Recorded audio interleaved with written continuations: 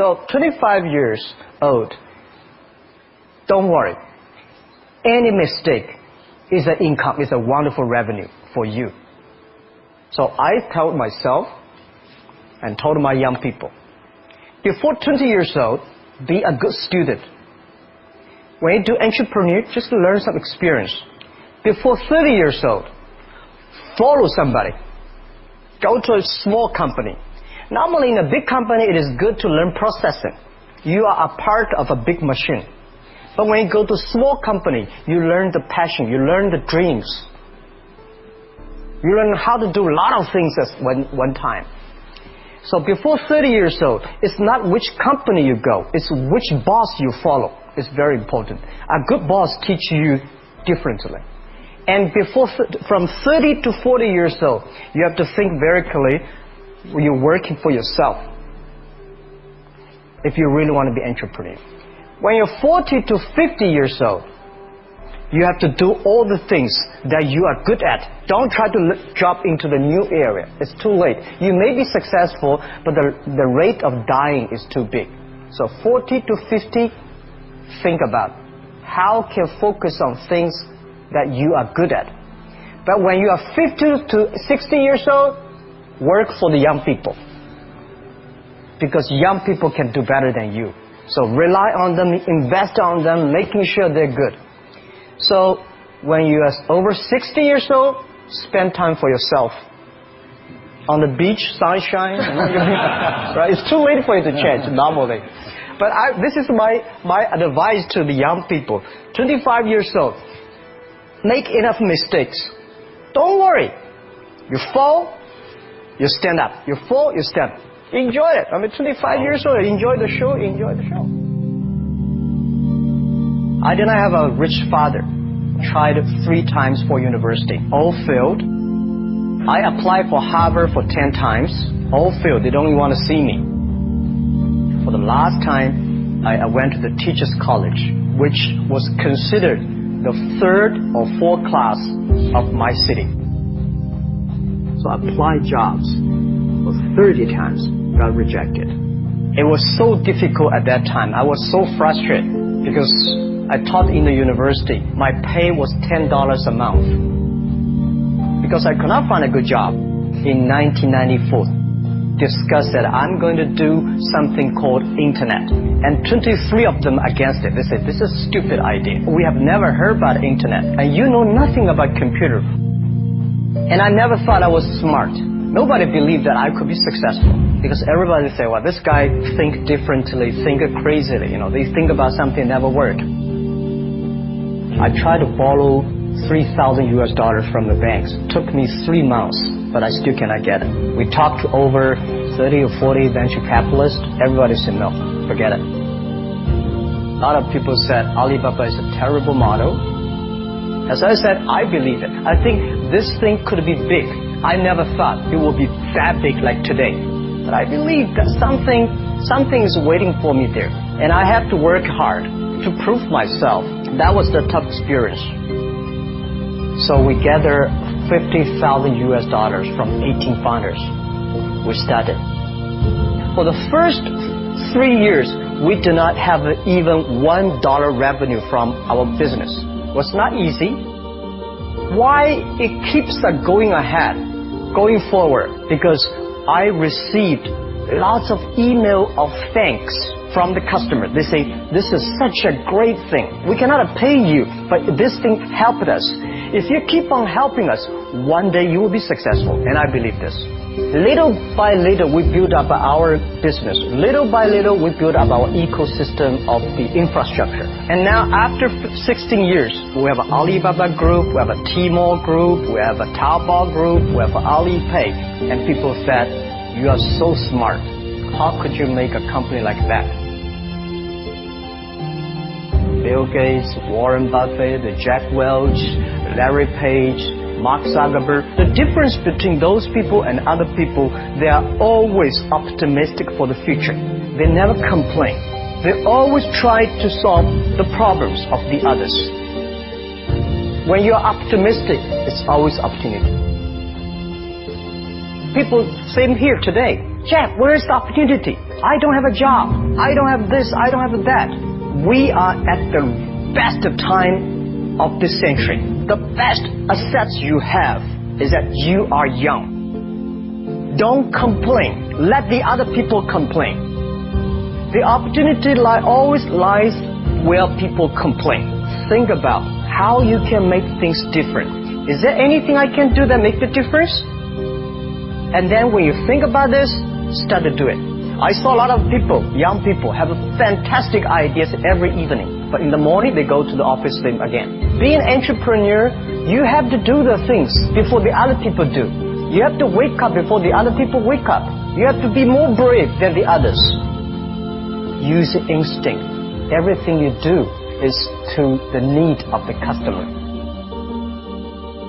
To everybody, to any person, tomorrow is new. Make the move. Make the action.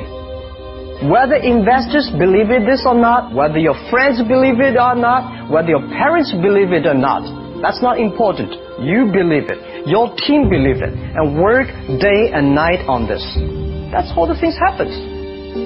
Make enough mistakes. You fall, you stand up. Any mistake is an income, is a wonderful revenue. Don't worry about the money. Money follow the people. People should follow the dreams. If you have a dream, just to go ahead. I think nobody can conquer the world. We only can serve the world. Either work for the others or work for yourself. And I choose the way work for myself. Working for myself, that means working for the society. If you really want to work for yourself, think about the others. Because only when the other people are successful, when the other people are happy, you will be successful, you will be happy. I think today people worry a lot about the world, about the economy, China, economy in the world. But I'm very optimistic. When people start to worry, that is the opportunity is. But I worry about the blood testing, and she created good things. And I think great innovations, great companies always happen in the tough times. Life's like the music. You have up, you have a down, you have a long, you have a short notes. And I like your American movie. Life is like a box of chocolate. You never know what you're going to get, right? So I'm pretty optimistic. The opportunity in the future for equality is huge, because in the last century, the IT is for big companies. The globalization is for big companies. But now with the technology, we can serve those 80% of the companies that never been served. We can serve the 80% of the young people that have never been served.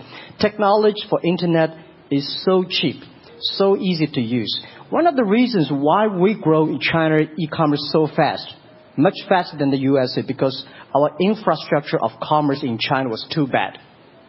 When it is too bad, something happens and goes. Today we are working on the rural areas of China. I can never imagine that China, about 800 million people still live in the rural areas, are farmers. And there are about close to 200 million people. Their income is less than $1 per day. And before the internet, it's impossible for these guys to reach the PC because it's so difficult. Even people like me, I don't know how to use a PC. But now 80% of the farmers, those people using mobile phones.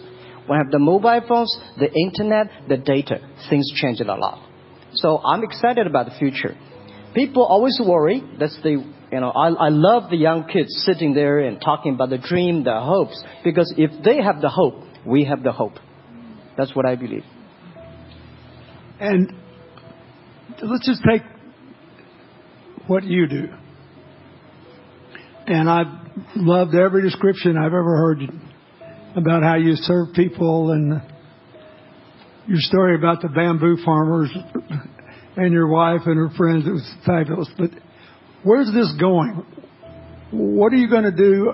What are your plans to maximize the use that people in remote rural areas of China can make of their cell phones besides ordering your products? How are you going to get it? Are you going to get them in the banking system through cell phones? How? Well, we never know that we can grow so fast. The past 5 months, we covered 4,500 villages. And these people, normally they use in very traditional way. It took them like we went to a rural area. It took the farmers 2 hours to walk to the downtown in the middle of the town and buy things. But today, because the mobile phone, and we can deliver things to their home, to their village within 72 hours. I remember last week I read a very interesting news. This is amazing. There is a girl, she told me a story. She said her grandfather, 92 years old birthday. And for his life, he always wanted to try one Western style food. But he lived in the rural areas. There's no such restaurant food.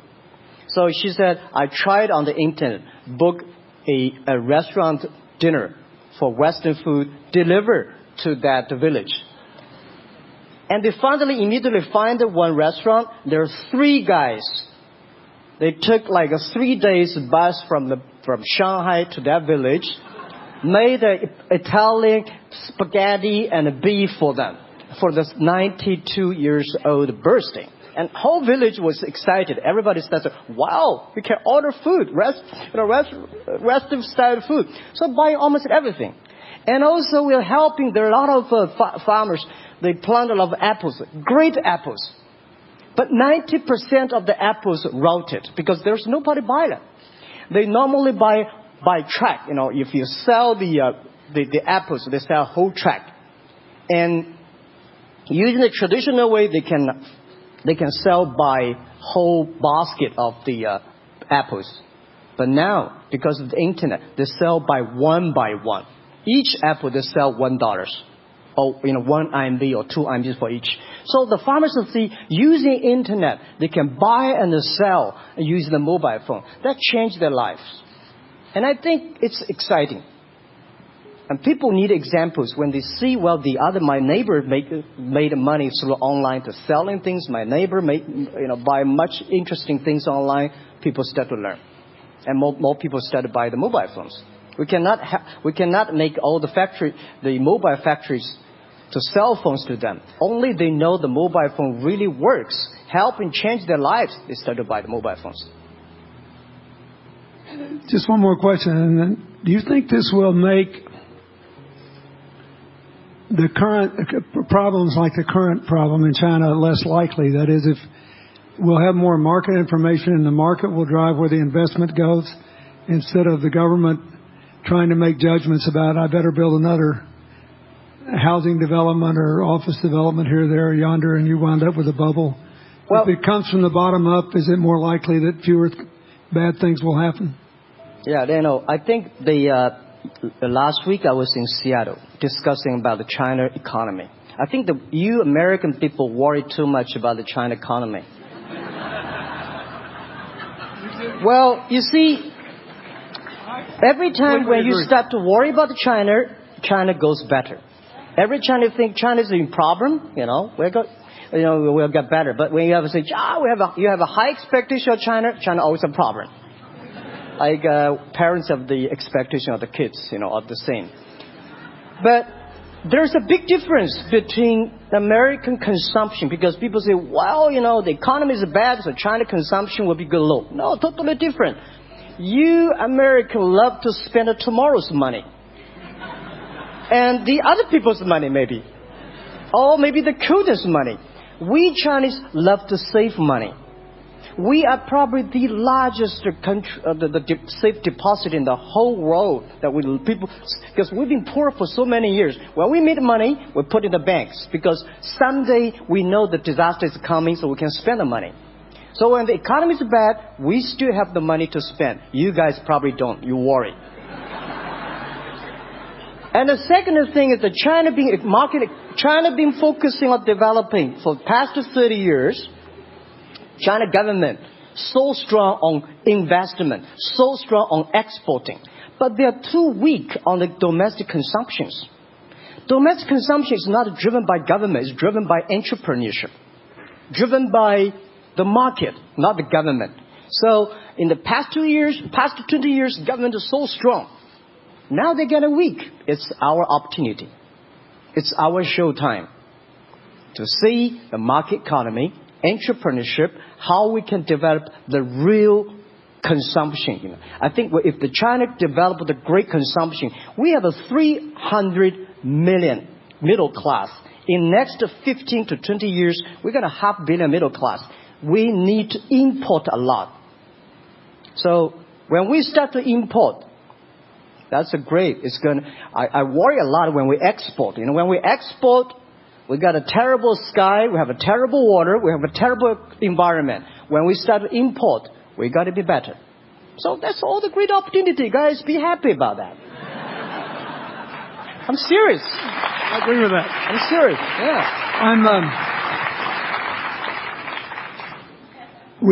Worry about yourself. Don't worry about the others. The reason some of us worry about China is we depend on you to buy our debt. However, I tried to be more Chinese when I was president. I saved a lot of money. So good. Good. But I just wanted you to say that because I really believe that. I mean, I think you're absolutely right. The trend toward greater internal consumption I think, will remain unbroken in spite of whatever the difficulties are in the next few months. I think it's important not to overreact. You can't break the trend. You've got to clean up the land from chemical contaminants. You've got to clean up the air. You're going to do it. Yep. And a lot of Chinese will make a lot of money out of that. There'll be a lot of great new companies, and there'll be opportunities to import from other places. Yeah. So, can you discuss your theory of what you're doing and other things in terms of whether it advances equal opportunity and social solidarity? Tell them what you think is going to happen. And what other kinds of, when your opening remarks you just said, technology is going to be active in this way in other areas of the economy. What do you think the next big opportunities are?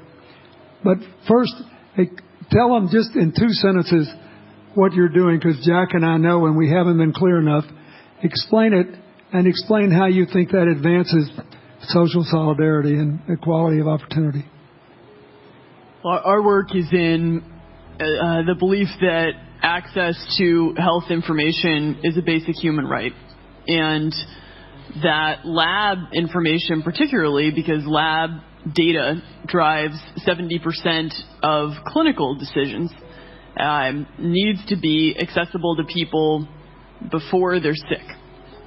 So if you look at the word diagnosed in the dictionary today, it says to determine the presence of disease from symptoms, which means by definition we're determining that people are sick once a disease has already progressed.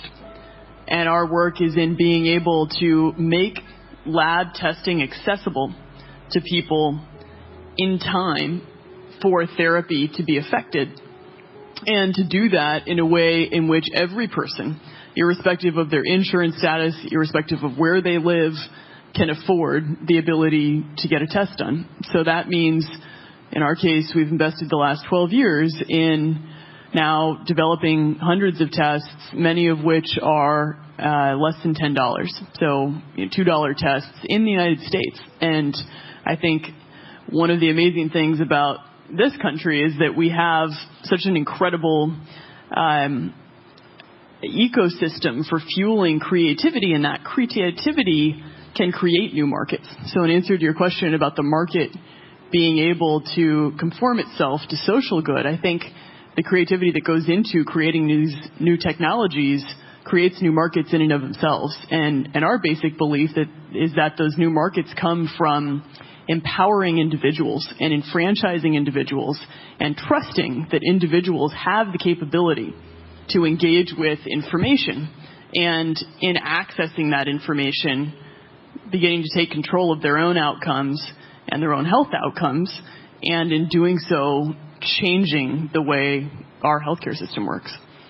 Think what this could mean for rural China, for rural India, for Native American reservations in America, for the Mississippi Delta, for the remote areas of where all the jobs were lost from coal. You're all of a sudden giving people information.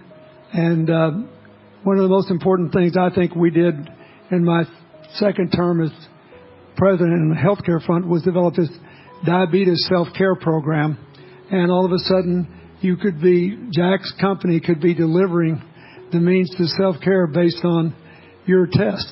I mean, I think that this is a very big deal. We all want to live as long and as well as we can, and Craig Brenner was here. We were joking about whether we'd make it to 100, but in the meanwhile, you want to keep people healthy, and if they're sick, you want to intervene early, not late. Yeah. Well, and if you look at, the ability to engage with this information, we have a $4 trillion healthcare problem in this country. 20% of it is type 2 diabetes, which is reversible. And we have 90 million Americans who do not know they are pre-diabetic. But access to information and the ability to engage with that information is the foundation for being able to change those outcomes and cost, right? One more fact, and then I want to call on Jack. You founded this company 12 years ago, right? Yeah. Tell them how old you were. I was 19. Yeah. So, don't worry about the future. We're in good hands. So, I was thinking about 19, where I am. 19, I've not passed the examination for university yet. I failed 3 times, but I think it worked out. I'm not good at schooling. Well, yeah, that's why I give confidence to a lot of young people in China. If Jack Ma can be successful, 80% of the people can be successful. People like her, we're jealous. But, well, equality, I would like to make a little bit of technology helping, because yesterday I was joining the UN Women Conference about gender equality. And I think the first technology revolution happened 200 years ago in the UK, released the human body, the arm, stronger. The second technology revolution in the USA for energy, you can last long. But this technology revolution released the brain. So this century is not a competition who is stronger, whose muscle is stronger. It's who is smarter, who is soft, who can listen. It's the challenge of wisdom. So man and woman are equal. On the internet, you can never see he's a woman or a man. And on the internet, women can serve much better than men on the internet. And a man talking about a business, talking about, numbers, competition, they make business very cold. Women, they make business very cozy, lifestyle, and interesting. 50%, more than 50% of our shop owners, more than 5 million shop owners are women. And people love that. This is the great thing I see, that this century we see more and more women leaders, on the state leaders, presidents. In the future, we're going to General Secretary of the United Nations should be a woman leader. And this is the great century for equality. And I feel excited about that. Let me ask you, we're almost out of time, but one of the things that we haven't talked enough about here, and not just here, but generally, is whether the leapfrogging we saw with cell phones, which was instrumental in your phenomenal business success, and which will make it possible for you at the appropriate time to do what you've done on a global scale, hitherto unimaginable in all of human history for anybody to have any of their own health data. We've seen examples, but not the kind of dramatic penetration we need with energy and clean energy, and enough and in short enough time to avoid the worst consequences of climate change. So do you believe that, your country has done more than anybody else to try to put up solar panels, and some of your companies went broke because you overdid it, right? But beforehand, and you got to work out the phase out of the coal, the phase into the sun and all that. Meanwhile, Africa, which is growing like crazy because of the cell phone in no small measure, and has 6 of the fastest growing countries in the world, still has vast swaths of its land totally dark at night. Do you believe that it's possible for us to scale up with distributed solar power rather than centralized as quick as we did with the cell phone? And if so, and if that were your business, if you had to quit what you're doing today and start there, how would you do it? And how would you do it? Very first, I know that.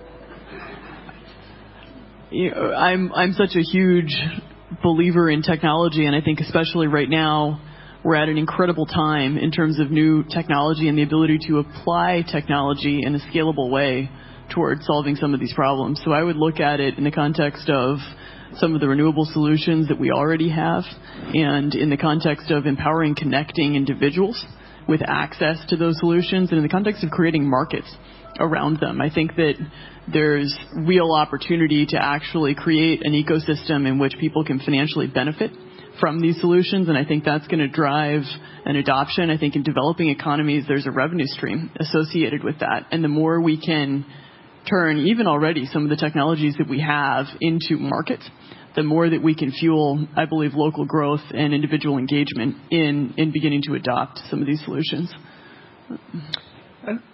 Just related to that, Jack, you answer it, and then I'll ask you one final question. Yeah, I'm a strong believer that technology can make world much better, because people say China economy is getting slower.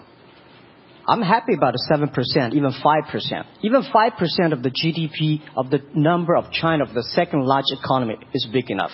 But you don't expect China to keep on growing 11%. Because like one human body, when you're 1.8 meters tall, you cannot keep on like a 10% grow every year. You have to grow the quality, your mind, the wisdom. So I think China needs new technology to solve these problems. And which today, the data, the clean technology, all these things that China is supposed to do, if we keep on the tradition, the old ways, we'll go nowhere. This is why I feel excited, because people ask me, what is your dream now? Because I never thought I would be today. I can sit here talking to president. I'm like a guy, on the street, and like failed 3 times for university, 5 times for high key schools. I applied for 10 times in Harvard school, all rejected. I never thought, because of the technology, because the internet give me this opportunity. So I think when I retire, I don't want the Chinese people have a terrible water to drink, unsafe food, and the money we make all spent in the hospital. That's disaster. So how we can use the technology to enable young people. The great chance of this world, don't worry about it. We got 1.4 billion people who were born in 1980s. They are the people of the internet times. They are going to have new ways to solve the world problems. The things you are worried about today, they can solve it. And human beings have these kind of worries for centuries. And young people can always solve it. And today, when you have a right direction, clean energy, the climate change, all these issues, they will be solved, and these are the great opportunities ahead of us. Anything else? I agree with that. I think the more we can enfranchise people, the more we can create ecosystems in which individuals are empowered, the more we give rights to individuals to be able to build businesses, to be able to pursue the economic benefit of technologies, the more you see these markets change. Before they leave the stage, I want you to look at them. And I want you to think about the time we have had to spend here dealing with the refugee problems in Syria and Lebanon. Stand up, Elias. This is my friend Elias Bousab. He is the education minister in Lebanon. He's got to educate all these kids. And so he left a miracle that very much reflects the lives that Elizabeth and Jack have lived. He was in a very responsible position at the American University of Dubai. They started bringing American scholars over there to live in an Arabic culture. He did all these wonderful things. Lebanon got in trouble. He went home to save his country. What is the difference? How much more could he and every smart Lebanese person do if they could focus on these things? And why can he not? because the place is dominated by people who think their differences are more important than their common humanity and their common challenges. You cannot imagine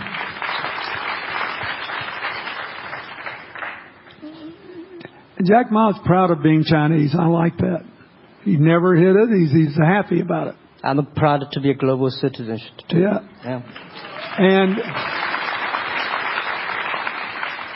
I imagine Elizabeth's proud to be a blonde-haired, blue-eyed American techno whiz from Northern California. Yes. But they don't, not a word either one of them has said has defined the meaning of their lives or the direction of their work with negative reference to someone else. My friend Dikembe Mutombo, stand up. No, you don't have to stand up. It'll hurt you too much. You're an old man. My 7'2" tall friend was just inducted into the National Basketball Association Hall of Fame. And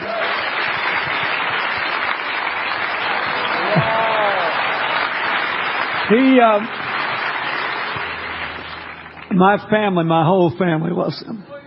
And I have seen how much he has given back to his native country, Congo, which has been so troubled. I've known him a long time. We both went to Georgetown University. I did before he was born, I think. I've never heard him say a resentful thing about anybody. I have seen him give and give and give and try to give the people in his native land opportunities. Why am I telling you this? He's had a good life because he never defined his life with negative reference to anybody else. He never begrudged anybody else's success. And he thought he had an obligation to help other people. I'm telling you, we are back in a time of collective global insecurity where the main struggle is the oldest one in human history, just in modern techno realities. I mean, if you were trying to build the Middle East, you would think about our permanent sponsor here, the ambassador from Oman, who her government tried to help head off a calamitous war in the Middle East over the nuclear issue in Iran. We all pray to God that it'll work out all right. And the lead she made. You look around all these places, wherever people are putting aside their differences and working together, good things are happening. We cannot achieve economic or social equality without living in the factual realities of the world we face, looking at the obstacles, looking at the opportunities, making the best decisions. And those of us who even feel good about ourselves because we think we spend a lot of time giving, our whole goal should be to work ourselves out of a job. One of the things that Bill and Tanny Austin are sitting there with Starkey, they started giving away hearing aids, and then they decided, well, we better teach these young people how to speak. If they get the gift of hearing, they'll have to learn that. So they got into the education business. Sonny Barkey got into the education business and decided somebody ought to do something really dramatic to remind people that the only people that really matter are the teachers. So he gave the first Global Teacher of the Year award last year, and an international panel gave the prize to a teacher from Maine who promptly gave the entire $1 million to her school. The woman never made any money in her life. She gave all the money away immediately. The future is going to be forged by people who think of how to use the modern tools that we are given, as Elizabeth and Jack have, to create opportunity through empowerment. And it will not be a straight line. It's too many moving parts. But I just want you to think about that. The reason you feel good looking at them is that you identify with them even though they're different from you. And that's basically where we are all over again, and we can't slip back. We can't give up. That's why when we had the Prime Minister of Italy and George Soros talking about the future of Europe, and George said it was coming apart, and the Prime Minister said, no, it doesn't have to come apart if it's about something more than economics. I thought it doesn't have to come apart if you will it not to. And you put yourself on the line for it. There are no guaranteed outcomes today, but you can guarantee that the trend is right. So go ahead, you were going to say something, weren't you? Yeah, I just wanted to add, as we're talking about the future and from my own experience and looking at all the faces here, I think a huge part of the answer to your question is also to raise our little girls with the stereotype that they can be the best in engineering and science and math. Because when they do in all of these industries, it changes everything. And we need to do that in this country, and we need to do that as parents in other countries. Yeah, I was thinking about if what you say. I think about when you talk about problems, you normally is like a politician. When you talk about opportunities, that the business people. I was thinking about how we can using this all the problems that change the problem become the opportunity. And I don't know. I just feel excited when people talk about problems. I think think about if you can solve one of them, that's the chance. And today, nobody live in this century has so many opportunities and so many tools they can use to change other people's life. And I think in the last century, which I call the IT time, this century is called the DT time, data technology. IT is to empower yourself, make yourself strong. DT is to empower the others. When you empower the others, you empower your future, yourself. So when I listen to you talk, I agree, and I think that's why we were born in this century. That's why how we can use the internet to help more people. Let's give them a hand. Thank you.